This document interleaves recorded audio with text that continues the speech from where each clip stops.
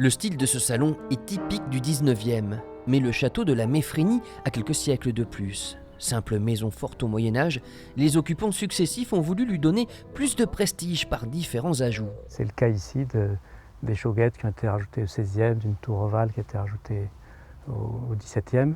Et voilà, c'est une maison qui n'a cessé de bourgeonner. Le domaine continue de bourgeonner et même de bouillonner à quelques pas du château dans la ferme voisine. Hello les amis. Coucou Alain, ça va? Ça va Alain? Oui, et vous? Pharmaciens de formation, Lucie et Maxime viennent de se lancer dans la culture de plantes médicinales. Entre leurs mains, de l'ortie.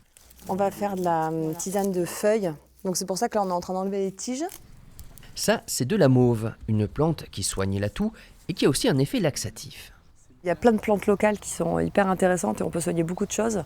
Et on n'est pas obligé d'aller chercher du titri, du ravinsara à l'autre bout de la planète pour se soigner en fait. Ce four à bois, lui, a attiré un boulanger à la Méfrénie. Fabien, qui a décidé de changer de vie après une première expérience professionnelle pour travailler de ses mains, guidé par des valeurs fortes. 100% bio, 100% local et 100% artisanal puisque je fais tout à la main, y compris le pétrissage. Pour ces céréales, Fabien n'a pas loin à chercher. Dans le champ d'à côté pousse de l'épeautre. Cette synergie fait renouer les lieux avec leur passé de ferme modèle. Au XIXe siècle, Jean-Antoine Pasqui du Cluseau, médecin et homme politique, a fait édifier cet ensemble de bâtiments où l'on retrouve désormais un magasin de producteurs ainsi qu'un maraîcher, David, qui travaille suivant les préceptes de la permaculture.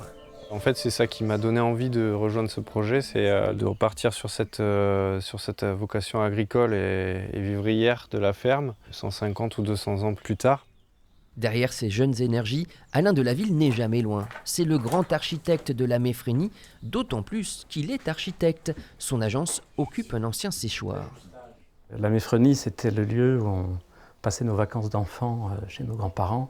Le vrai privilège, c'est de pouvoir, adulte et avec ma meilleure moitié, réaliser des projets dans ce qui était le lieu idéal de mon enfance. Un ostéopathe, une naturopathe et une psychothérapeute sont aussi présents sur le site qui se développe comme une deuxième ville. Prochain projet d'Alain et sa femme, une distillerie de gin, avec modération bien sûr et toujours dans le souci du bien commun.